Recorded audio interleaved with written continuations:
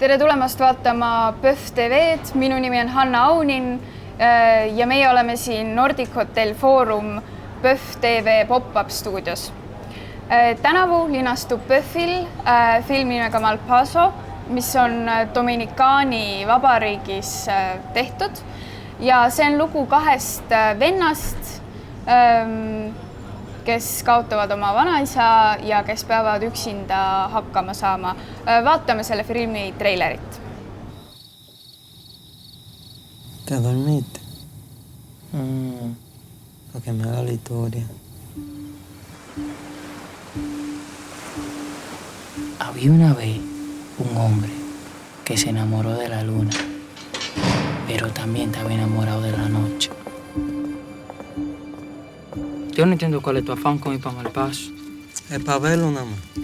¿Ves qué? Mucha moca, un viaje de haitiano y un maldito bajo.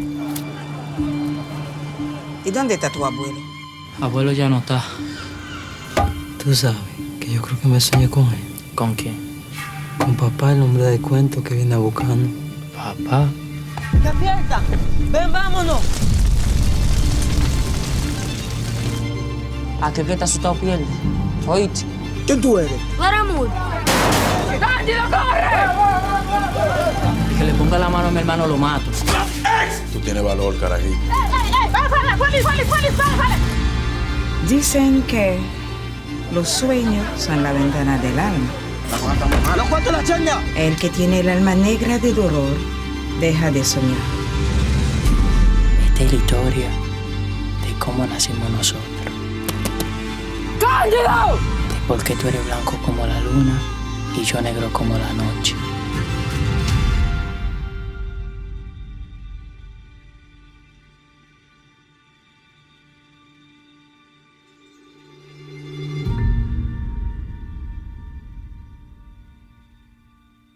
Ja mina olen siin MALPASO režissööri Hector Valdesiga. Hello Hector, it's nice to have you here. Thank you so much for having me. Tomorrow is the world premiere of your film, MALPASO, here in Tallinn. Yes, that's so correct. how are you feeling? I'm very excited. This is the first time we're showing the film to an audience. We've been working on it for a couple of years now. So this is a very important moment for us, for me as a director and for the team. And we're very excited and anxious to see the reactions. I want to get the feedback from the people and just get a feeling of how they interpret the story. Well, the story takes place in a town called MALPASO, which is at the border of Haiti, right? Yes, it's actually MALPASO is a border market that's located near the towns of Malpas in Haiti and Jimani in the Dominican Republic. And what's particular of the place is that it is a marketplace where the two countries interact with each other. So it's like a free zone for the two countries. So that was what was the most interesting for me as a setting, because it's quite unique for my country, in such a place where the two countries can freely interact. Do you have also a personal connection with this town or with this region? Yes, I do actually. When I was very young, my father and I we used to do many trips around the country. It's Dominican Republic is a small island comparatively to, for example, to many European countries. So he instilled in me the love for getting to know the people, the customs, everything that my country has to offer. But the border was also always something that was quite elusive, even to for the average Dominican. The border is something that is quite people are usually quite oblivious, because it seems like it's so far away, but it's only a 5-hour long drive, and it seems like it's a place that is lost in time, that it's completely timeless. So when I went there as a kid, I was taken aback by the things that I saw, the people that I met, and like I said before, the marketplace. That was something that was quite different to anything else that I had seen in the country. And throughout the years, every time that I took a trip, I wanted to do, how do you say, social work. I wanted to collaborate because it's a very neglected region for both countries.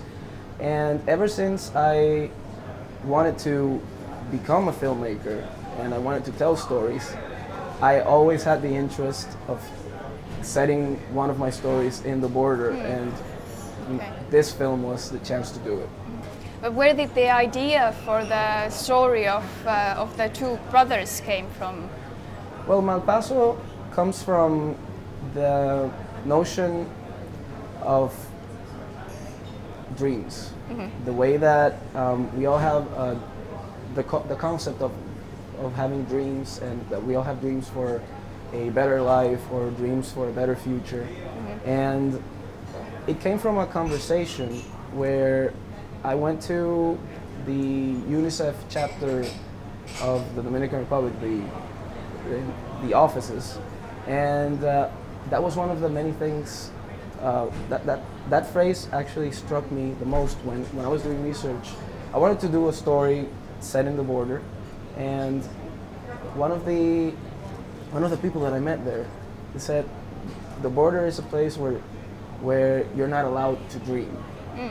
And that gave rise to the idea of the story of two siblings who grow up in the same environment but under different conditions, one of them having to face the harsh realities of the border, and the other, due to his albinism, remaining secluded, and up to a certain age, also avoiding, in a way, not being able to face the real world. So in his loneliness, he was able to dream, and he always had this notion that their estranged father would come back to look for them, because they grew up orphans. They grew up undocumented in the border, like many of the children that grow up along the border of Haiti and the Dominican Republic. That's actually one of the major issues. And that was something that I believe it was in 2014, it became a short story that I wrote called El Arenero, which means the Sandman. But it was a play on the literary figure of the Sandman. But it was actually a person that snatched your dreams away, that represented the reality of what you could stumble upon in such a place as the border. How was the making process of this film different from your previous film? Is it if the story is more personal to you, then how was the making process different? Did you feel, what emotions filled you when you did this film? Well, first of all, the approach, the initial approach for the film was very different to anything that I have done before, in the sense that we had to first treat it with the same rigor and respect as you would a documentary film, because even if it's fiction, one of our main goals was always to portray a very real and very direct reality of what life is like in the border. So many of the decisions that took place in the development of the film came from that necessity to be as real and as accurate as possible, without losing the poetics that film allows for. So the casting process was very rigorous. We were particularly interested in finding non-professional actors, especially for the main characters. So that was something that we spent quite a lot of time and quite a lot of attention and care. And then this was the first time for me working with non-professional actors. I was always blessed with being able to work with people who were either established or people who were up and coming but that had studied acting. So the language which you speak in a creative collaboration is quite, from this experience, to me it's quite different, because we're approaching finding the realness of the characters, developing the characters in, I would say, in a very much more raw fashion than for example than with working with method actors, studied actors that ask you many questions, that you go along through their process, and it was quite different. And that was one of the many challenges. We spent months rehearsing and months. We took the boys to for acting classes before we shot the film, so that was also something quite new for me. And in the way that the film is shot, also we took a lot of risks. There hasn't been a film done before in the place where we shot the film, so we had to figure out ways in which to not interrupt the chaotic ecosystem that happens as you are going by your day in the market, but to be able to capture and tell our story the way we wanted to, the way we envisioned it. So our director of photography, Juan Carlos, and I, we established a methodology in which we used many different techniques that were closer to a documentary than to fiction. For example, we worked with, one of the things that we did, for example, was that we would get a schedule for the market, when the marketplace would be open, when the marketplace would be closed, and we decided to plan our shoot around the schedule of the market. So the more intimate or more complicated scenes revolved around, for example, if we needed something that was quite introspective for the characters, or that you needed the marketplace to not be as full, or that you needed more control with the extras and the environment, we would choose the days where the market would be closed.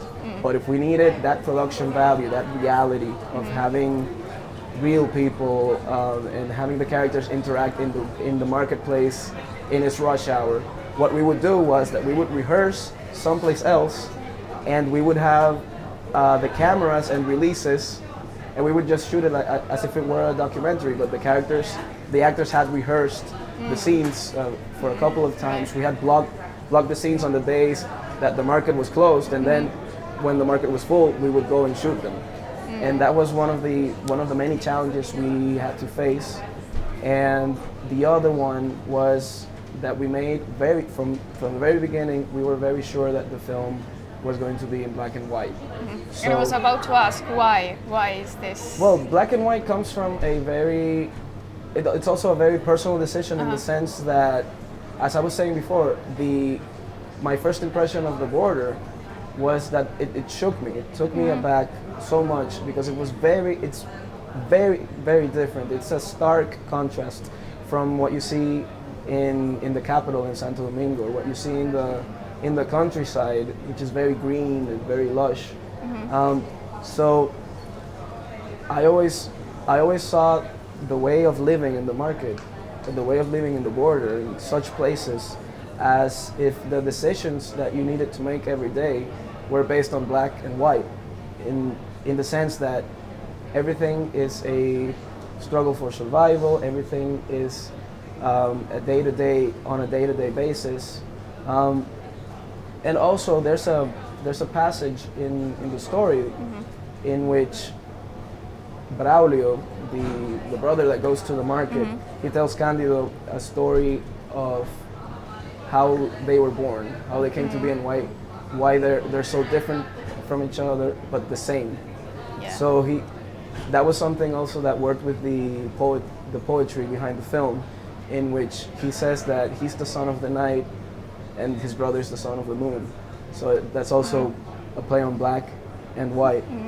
And ultimately, the movie also delves with how each of the brothers builds himself up, like it delves with their sense of self and how the market, how the place, the society that's around them imposes a look on them and how they express it. And that's also one of the crux of Candido's character, who spends most of his teenage years secluded, and then he finds out when he goes to the marketplace that there's no one else like him.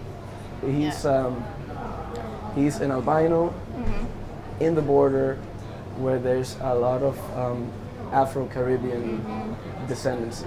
So that contrast was also what took shape into why the film needed to be in black and white.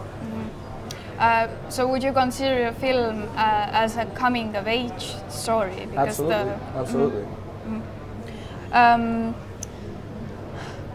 I think in our globalized world, we all have this problem that we need to learn how to coexist with someone who is considered as the other, like whether it's they're in a different nationality or whether they just look different. So is it important to you that your films are up to date, or that they are dealing with topics or issues that are universal? Absolutely, absolutely. One of my main goals with this film and hopefully the films that will come after this is to open up the conversation on issues that I find that either need a new perspective or that we're not talking about enough, such as is the concept of now that, for example, immigration and migratorial movements around the world are such a big topic nowadays. We need to see stories and we need to get perspectives on what it's like to coexist in the world.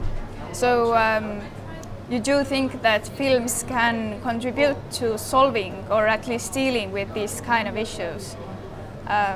That they, in a way, help us to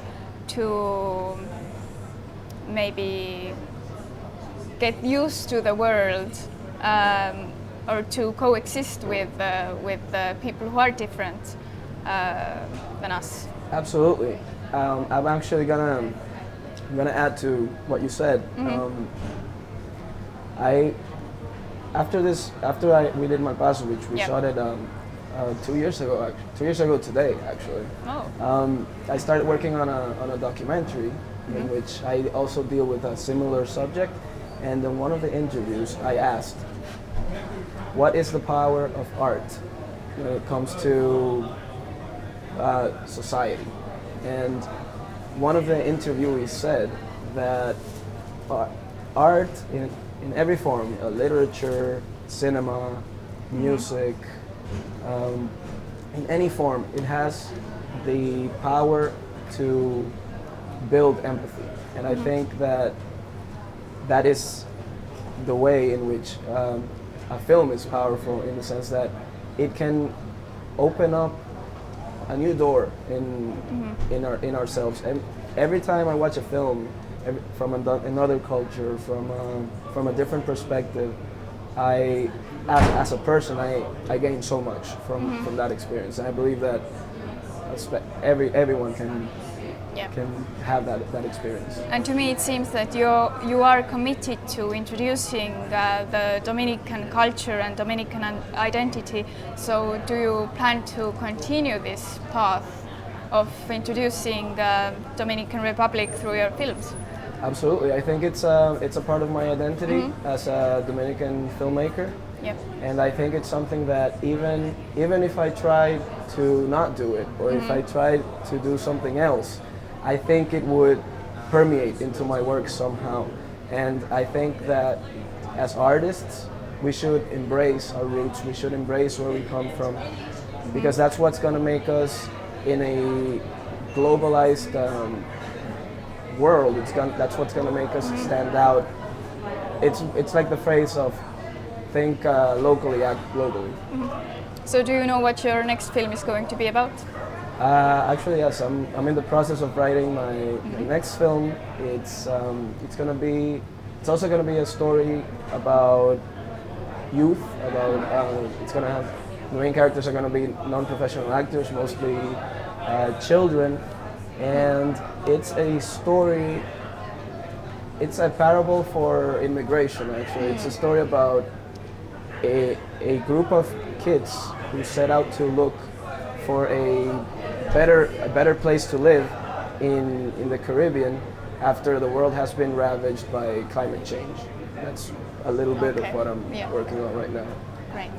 So thank you very much, Hector, for the you. interview, and I hope you have a nice day here in Tallinn, and good luck on your international or your world premiere. World premiere. Yeah, here in Tallinn. So thank you very much. Thank you so much. Vestlesime Hector Valdeziga tema uuest filmist MALPASO, mille maailma esilinastus on 22. novembril siin PÖFF-i filmifestivalil, ja kes sellele seansile ei jõua, siis filmi näidatakse ka 24. novembril Tartus ja 28. novembril Tallinnas Artise kinos. Nii et ma soovitan kõigil piletid sinna osta. Mina olen Hanna Aunin ja aitäh teile vaatamast!